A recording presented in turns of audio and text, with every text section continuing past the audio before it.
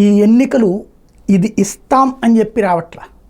ఈ ఎన్నికల్లో ఎదుటి వాళ్ళని తొక్కేయడం అన్నటువంటి పాయింట్ మీద ప్రయత్నం చేస్తున్న తెలుగుదేశం పార్టీ, జనసేన, బీజేపీ కూటమి. ఎందుకయ్యా అంటే జగను ఇదిగో నేను హామీలు ఇచ్చాను 99% అమలు చేశాను అంటున్నాడు, లేదా అతను 99% అమలు చేయలేదు అనేటువంటి రూట్లో మేము వస్తే ఇవి ఇస్తాం అని చెప్తూ అవి అతను అమలు చేయని కూడా మేము చేస్తాం, అతను మద్య నిషేధం అమలు చేయలే, మేము వస్తే మద్య నిషేధం అమలు చేస్తామని చెప్పాలి కదా, చెప్పట్ల. ఇంకా చీఫ్గా మద్యం ఇస్తాం అని చెప్తున్నారు.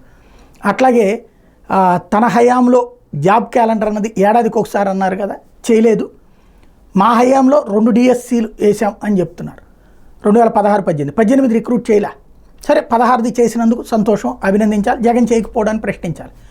ఏడాదికి 5 ఏళ్లలో 20 లక్షల ఉద్యోగాలు ఇస్తామంటారు. ప్రభుత్వ ఉద్యోగాలు 20 లక్షలు ఇస్తారా? అసలు ఆంధ్రప్రదేశ్ చరిత్రలో 20 లక్షల ఉద్యోగాలు ఉన్నాయా? సాధ్యమవుతుందా? ప్రైవేట్ ఉద్యోగాలు ఆయన ఇచ్చేది ఏంది? ఇప్పుడైనా మనకు ఉన్నాయి కదా. కాబట్టి ఇట్లా కన్విన్స్ చేయలేనప్పుడు కన్ఫ్యూజ్ చేయటం, సంఘర్షణ వాతావరణం.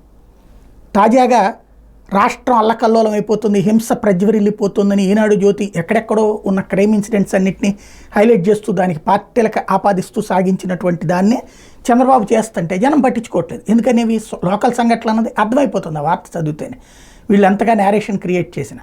కాబట్టి ఇప్పుడు డైరెక్ట్గా గొడవలకి దిగి తన్నుకునే పరిస్థితి తీసుకొస్తే తద్వారా ఈ జగన్ ఉంటే డేంజర్ అనేటటువంటి ఫీలింగ్ రావాలని ప్రయత్నిస్తున్నారు. అటు పవన్ కళ్యాణ్ రెచ్చగొడుతున్నారు, ఇటు చంద్రబాబు ఉపన్యాసాల్లో రెచ్చగొడుతున్నారు. బీజేపీ అయితే రెచ్చగొట్టట్లేదు, వాళ్ళు మామూలుగా కూటమి పేరుతో ప్రచారం చేసుకున్నారు. కానీ వీళ్ళిద్దరి కాన్సెప్ట్ అట్లాగే ఉంది. రాళ్ళు వేసి కొట్టండి, లేకపోతే గాజు గ్లాసు పగలగొట్టండి, దాని పొదును అట్లాగా చూపెట్టండి, ఇలాంటి మాటలు ఎందుకు వస్తాయి? సరే, అది పక్కన పెడదాం.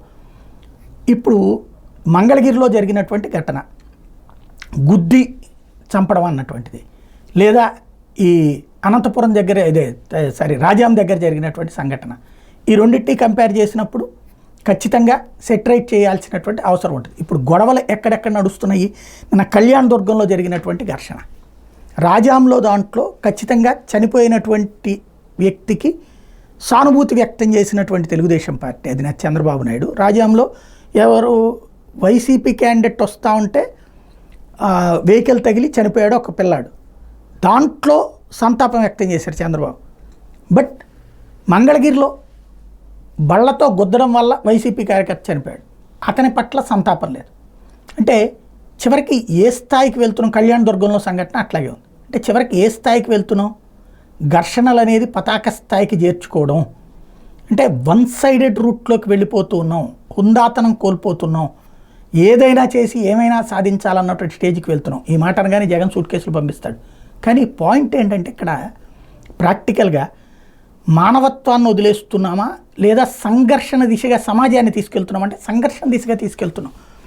తెలంగాణ ఆంధ్ర ఉద్యమాల సందర్భంలో ఇట్లాగే సంఘర్షణల వైపు ప్రజల్ని రెచ్చగొట్టి చేశారు. దాని ఫలితం ఏం జరిగిందో చూసాం.